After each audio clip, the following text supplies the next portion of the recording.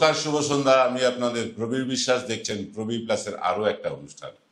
দেখুন, বাংলার গুণীজনদেরকে নিয়ে, সমস্ত দল মত নির্বিশেষে সমস্ত গুণীজনদেরকে নিয়ে এবং বাংলা বিধানসভায় পাশ হওয়া বিলকে উপেক্ষা করে উত্তরপ্রদেশের সরকার ঠিক করে দিচ্ছে বাংলা দিবস কবে পালিত হবে। ক্ষুদিরাম বসুর নাম পাল্টে বলিউড ক্ষুদিরাম সিং বানিয়ে দিচ্ছে। বাংলার মানুষ মাছ মাংস খাবে কিনা তা ঠিক করে দিচ্ছে বিজেপির নেতারা। আর আমরা কি করছি? আমরা শুধুই ডিফেন্স করছি। ডিফেন্স করাই আমাদের কাজ। মুখ্যমন্ত্রী নবান্নে বসে প্রতিবাদ করবেন, কুণাল ঘোষ অক্ষয় কুমারকে সাংবাদিক সম্মেলনে ক্ষমা চাইতে বলবেন, গর্গ চ্যাটার্জিরা মিছিল করবেন, ব্যাস হয়ে গেল সবকিছু।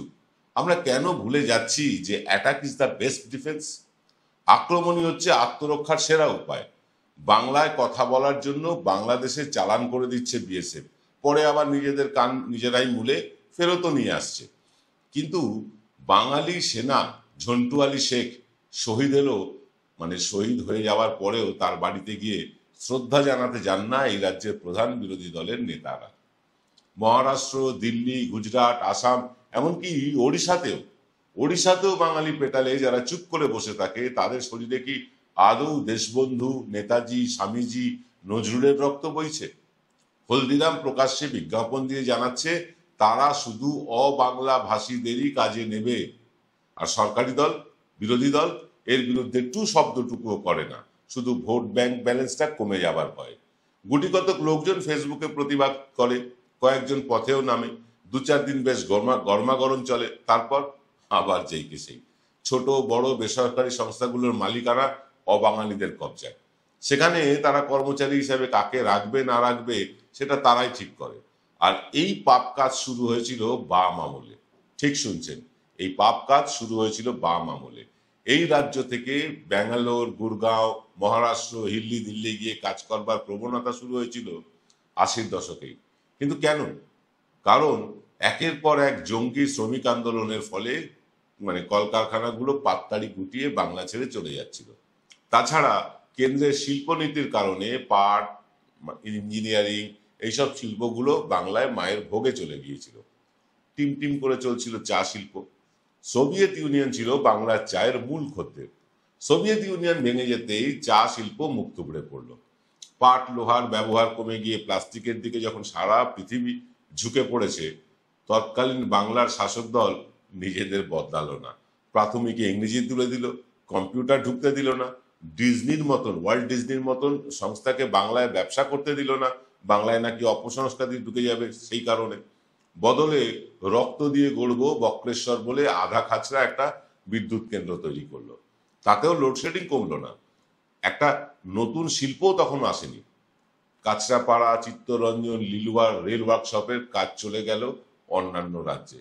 রেলের নিয়োগ হলো না এই বাংলায়। এই কারণে তৎকালীন সিপিএম এর শ্রমিক সংগঠন সিটু একদিনের জন্য পথে নামেনি। এই যে সরকারি সংস্থাগুলো, বিশেষ করে রেলের মতন বড় সংস্থা যখন তাদের সমস্ত বরাত অন্য রাজ্যে দিচ্ছে, কাছড়াপাড়া, চিত্তরঞ্জন, আমাদের লিলুয়া, এইসব কারখানাগুলোকে দিচ্ছে না, ফলে কর্মসংস্থান এখানে তৈরি হচ্ছে না। যারা রিটায়ার করছে তার বদলে নতুন লোক নেওয়া হচ্ছে না। ফলে এই রেল কারখানাগুলো খাঁ করতে শুরু করলো। একদিনের জন্য একটা মিছিল বার করেনি তৎকালীন দুর্দণ্ড প্রতাপ সিটু, সিআইটিইউ, সিপিএম এর শ্রমিক সংস্থা। শিল্পে যখন বাংলার মরুভূমি চলছে, বাংলায় যখন মরুভূমি একদম, তখন কৃষিকে আরো উন্নত প্রযুক্তি দিয়ে সাহায্য করা হলো না। একটা শিল্পে খরা এসেছিল, সারা ভারতবর্ষেই এসেছিল, কিন্তু সেই সময় শিল্পকে ছেড়ে আমরা কৃষিকে যে প্রমোট করব সেই দিকে ঝুঁকলো না তৎকালীন বামফ্রন্ট সরকার। পাঞ্জাব হরিয়ানার কৃষকেরা যখন ট্রাক্টর নিয়ে চাষ করতে খেতে যাচ্ছিল, আমরা পড়ে রইলাম সেই বলদ আর হাল নিয়ে। সেচের ব্যবস্থা করা হলো না। ইনকিলাব জিন্দাবাদ হলো পাড়ায় পাড়ায়, দামি দামি পার্টি অফিস হলো। শিল্পে যখন খরা চলছে তখন কৃষিতে জোয়ার আনার কোনো চেষ্টাই করলো না বামফ্রন্ট সরকার। তবে বুদ্ধদেব ভট্টাচার্য মুখ্যমন্ত্রী হওয়ার পর সিঙ্গুর, নন্দীগ্রাম, জঙ্গলমহলে শিল্প স্থাপনে উদ্যোগী হয়েছিলেন। এটা অনস্বীকার্য। তার উদ্যোগ এবং উদ্দেশ্য মহৎ ছিল নিঃসন্দেহে, কিন্তু পরিকল্পনায় ঘাটতি ছিল প্রচুর। শিল্প স্থাপনের অনুকূল পরিকাঠামো না গড়েই যারা একদিন বলেছিল লাঙল যা জমিদার তারাই পুঁজিপতিদের জমি জমা পাইয়ে দিতে গরিব কৃষকদের বিরুদ্ধে পাঠিয়ে দিল তাদের লেঠেল বাহিনী। তারা নির্বিচারে খুন করলো মানুষ। এই সিঙ্গুর নন্দীগ্রাম কাণ্ডের আগে থেকেই বাংলা থেকে ব্রেন ড্রেন হওয়া শুরু হয়েছিল। শিক্ষিত বাঙালি ছেলেমেয়েরা ছুটেছিল হায়দ্রাবাদ, ব্যাঙ্গালোর, পুনে, গলায় আই কার্ড ঝুলিয়ে চাকরি করতে। আর অশিক্ষিত বাঙালি গেল মুম্বাই, দিল্লি, গুজরাট লেবারের কাজ করতে, সোনার কাজ করতে, হিরে পালিশ করতে, জরির কাজ করতে। বাংলায় কাজ করতে এলো উড়ে মেড়ো খোট্টারা। কারণ ভ্যাকুয়াম তো থাকে না, খালি জায়গা তো থাকে না। বাংলায় যে কাজগুলো ছিল সে কাজগুলো না করে বাঙালি চলে গেল অন্য রাজ্যে। অন্য রাজ্য থেকে উড়ে খোট্টা মেড়োরা এসে জুড়ে বসলো। মেড়োরা ব্যবসা করতে শুরু করলো, একে একে দেশওয়ালি ভাইদের ডেকে নিল, খোট্টা উড়েদের কাজে রাখলো নামমাত্র মজুরিতে। সেখানে ইউনিয়ন লিডার হলো ঢোলা পাজামা পাঞ্জাবি পরা, কাঁধে পাটের ব্যাগ নিয়ে ঘোরা সিটুর নেতা। মেড়োদের চমকানো যায়, উড়ে খোট্টাদের ধমকানো যায়, কিন্তু বাঙালিগুলোকে বসে আনা যায় না। ফলে মেড়োদের ব্যবসায় যত বাঙালি চাকরি পেল তার চেয়ে অনেক বেশি চাকরি পেল খৈনি আর গুটখাখোরগুলো। এখান থেকেই বাঙালির চাকরির দৈন্যদশা শুরু। সেই ট্র্যাডিশন সমানে চলেছে, শুধু ইউনিয়ন লিডারদের জার্সির রংটা গিয়েছে বদলে। আগে লাল ছিল, এখন তারা সবুজ হয়েছে। সারা ভারতে 1 কোটি বাঙালি বিভিন্ন জায়গায় পেটের দায়ে কাজ করছে। আর বাংলায় কাজের জন্য এসেছেন 2.25 কোটি অবাঙালি। ভাবুন, 1 কোটি বাঙালি গিয়েছে বাইরে, আর 2.25 কোটি অবাঙালি বাংলায় এসেছে কাজ করতে। তাই বাংলায় কাজ নেই বলে যারা হা হুতাশ করে বেড়ান তারা বুঝে নিন, পরিষ্কারভাবে বলছি, বাংলায় কাজ আছে, কাজের সুযোগ আছে, কিন্তু মেড়ো, গুজ্জু, খোট্টা এসব সংস্থায় বাঙালিরা কাজ পায় না। তাদের জাত বেরাদরির লোকেদেরই তারা কাজে নেয়, তাদেরকেই কাজ দেয়। আর বাঙালিকে ছুটতে হয় ভিন রাজ্যে রুটি রুজির সন্ধানে। এখান থেকে মুক্তির উপায় কি তাহলে একেবারেই নেই? আলবাত আছে, 100 বার আছে।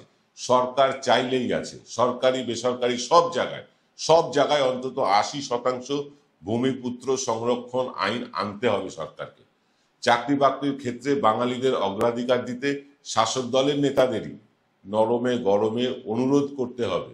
হ্যাঁ, অনুরোধ করতে হবে এই গুজ্জু মেলো খোট্টা ব্যবসায়ীদের।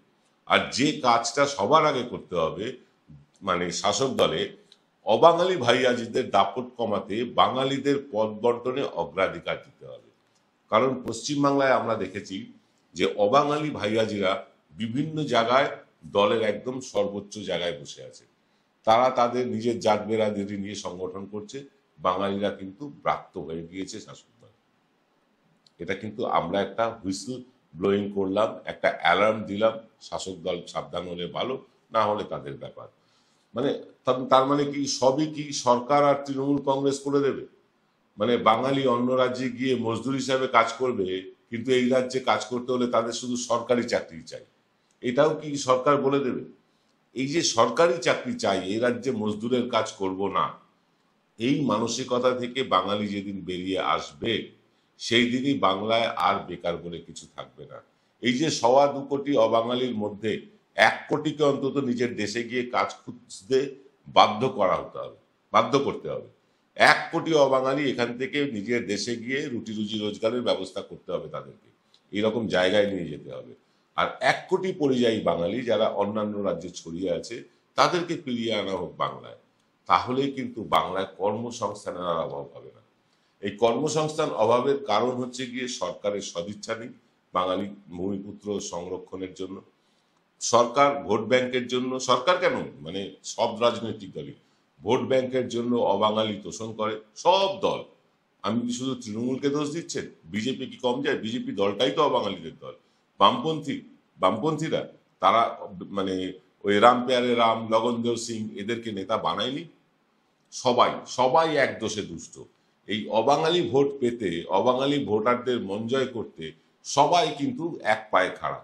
বাঙালিদের কথা কেউ ভাবে না। ভোটের সময় তুমি আমার ভাই, তুমি আমার বোন, তুমি আমার এই, তুমি আমার সেই, মাসিমা কেমন আছেন, একটু চা খেতে দিন, একটু মুড়ি দিন, এসব বলে ভোট আদায় করার চেষ্টা হয়, মানুষের মন জয়ের চেষ্টা হয়। কিন্তু বাঙালির কর্মসংস্থানের জন্য কতটা সদিচ্ছা দেখি যে এখন পর্যন্ত কোনো রাজনৈতিক দল এই যে গুজ্জু মেড়ো খোট্টাদের সংস্থাগুলো আছে তারা কি করে প্রকাশ্যে বিজ্ঞাপন দেয় যে অবাঙালিদেরকেই নেব, বাঙালিদেরকে নেব না? সরকার চুপ করে বসে থাকবে? সরকারি দল তাদের দায়িত্ব নেই? তাদের দায়িত্ব নেই বাঙালি ছেলে মেয়েদের কর্মসংস্থানের জন্য বিভিন্ন কারখানায় বিভিন্ন সংস্থায় গিয়ে সেই সব কারখানার মালিকদের অনুরোধ করা, মানে তাদের রিকোয়েস্ট করা যে বাঙালি ছেলে মেয়ে নিন? কিন্তু বাঙালি ছেলে মেয়েদেরও স্বভাব খারাপ। তারা ওইখানে গিয়ে কারখানায় লেবারের কাজ করবে না, তারা মহারাষ্ট্রে গিয়ে করবে। তারা গুজরাটে গিয়ে ওই ঢালাইয়ে সেন্টারিং এর কাজ করবে, পশ্চিমবাংলায় করবে না। এটাও বাঙালিদের দোষ, এটাও বাঙালিদের দোষ। এইখান থেকে বেরোতে হবে আমাদেরকে। কোনো কাজই ছোট নয়। ওই এমবিএ চাওয়ালা লিখে চা বিক্রি করা যায়, ফুচকা বিক্রি করা যায়, কচুরি বিক্রি করা যায়, এসব করেও রুটি রুজি চালানো যায় এবং ভালো রোজগার করা যায়। গতকাল একটা বিশেষ কাজে লেলিন সরণিতে গিয়েছিলাম। লেলিন সরণিতে একটি বিশেষ অফিসে যেতে হয়েছিল।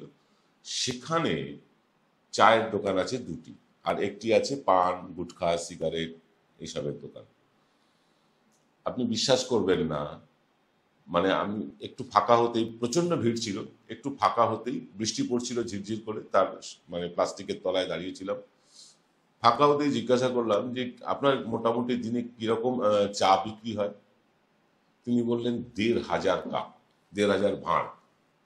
১,৫০০ ভাঁড়, ভাবতে পারছেন ৫ টাকা করে কত টাকা সে রোজগার করছে প্রতিদিন? চা বানাতে কত খরচ? এক ভাঁড় চা বানাতে ১.৫ টাকার বেশি খরচ হয় না, ৩.৫ টাকাই লাভ। কিন্তু বাঙালি গিয়ে ওখানে চা বিক্রি করবে না, সম্মানে লাগবে। বাঙালিরা এইসব কাজ করবে না। তাদের এসির হাওয়া চাই, মাথার ওপরে পাখা চাই, কাঁচ ঘেরা কিউবিকল চাই, এসব চাই, গলায় আই কার্ড চাই। এই ধারণা থেকে বাঙালি যেদিন বেরোবে আর বাঙালি যেদিন নিজেরা ব্যবসায় উদ্যোগ নেবে, সেদিনকেই বাঙালি আবার ঘুরে দাঁড়াতে পারবে। তাহলে ওই ক্ষুদিরাম বসুকে ক্ষুদিরাম সিং বলা অক্ষয় কুমাররা বাংলায় সিনেমা রিলিজ করতে সাহায্য পাবে না, সাহস পাবে না। বাংলায় বাংলা দিবস কবে পালিত হবে সেটা উত্তরপ্রদেশ সরকার ঠিক করে দিতে পারবে না। বাঙালিকে আর্থিক শক্তিশালী হতে হবে। আর আর্থিক শক্তিশালী হওয়ার একটাই উপায়, একটাই একমাত্র উপায়, সেটা হচ্ছে ব্যবসা করা।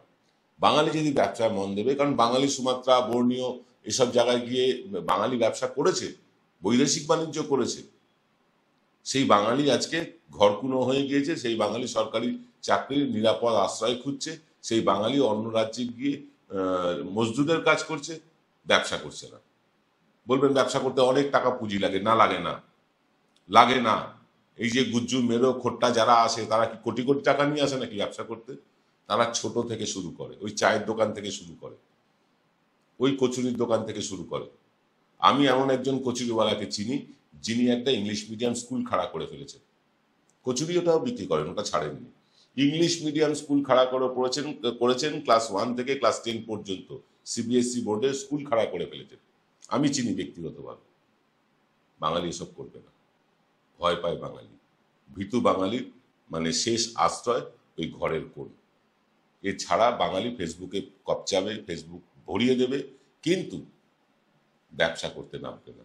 আর যতদিন না বাঙালি নিজের পায়ে দাঁড়িয়ে ব্যবসা করা শুরু করবে, ততদিন এই জাতিটার উন্নতি হবে না। ততদিন উত্তরপ্রদেশ বলে দেবে বাংলা দিবস কবে পালিত হবে, ক্ষুদিরাম বসুকে ক্ষুদিরাম সিং বলবে অক্ষয় কুমাররা, বাঙালি চরিত্র হিন্দি সিনেমায় একটা কমেডিয়ান চরিত্র হিসাবে দেখানো হবে, ছোট করা হবে বাঙালিকে, নিচু করা হবে বাঙালিকে। কারণ বাঙালির অর্থের জোর কম, শুধু মেধা দিয়ে চলে না, জীবনে মাথা তুলে বাঁচতে গেলে অর্থেরও প্রয়োজন।